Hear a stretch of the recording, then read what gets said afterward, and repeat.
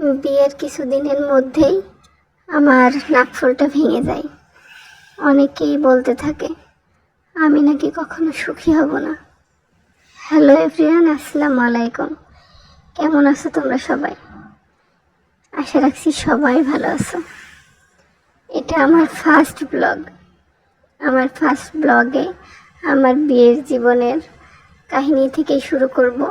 বিয়ের প্রথম জীবন থেকেই শুরু করব। তো বিয়ের কিছুদিনের মধ্যেই নাকফুলটা যখন ভেঙে গেল, অনেকেই বলতে থাকে যে আমি কখনো সুখী হব না। কিন্তু আমি নিজেকে বলতে থাকি আমি তো ভালোবেসে বিয়ে করছি, আমি তো কখনো অসুখী হতেই পারি না। আমাকে যে ভালোবাসে সে আমাকে পাগলের মতো ভালোবাসে, সে কখনো আমাকে অসুখী করতেই পারে না। কিছুদিনের মধ্যেই আমি তার ভিতর চেঞ্জ দেখতে পাচ্ছিলাম, বুঝতে পারছিলাম সে তার ফ্যামিলির কথায় আমাকে ভুল বুঝছে। প্রথম যেটা নিয়ে আমাদের ভিতর সমস্যা হয়েছিল, আমি প্রথম তার মায়ের সাথে কথা বলার সময় তার মাকে মা ডাকতে ভুলে গেছিলাম।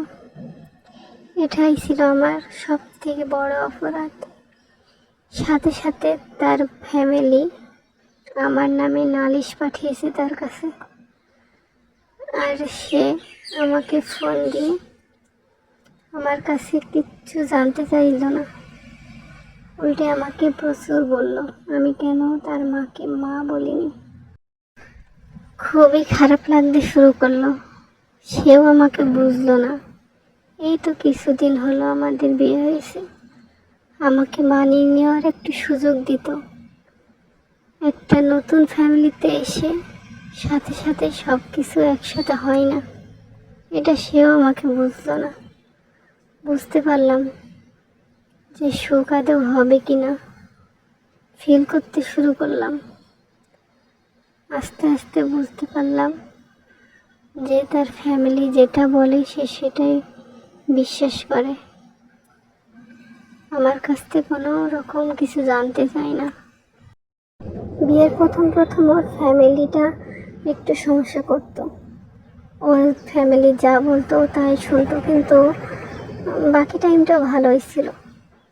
কিন্তু আমার 2টা বাচ্চা হয়ে যাওয়ার পর সে যেন একদমই চেঞ্জ হয়ে গেল।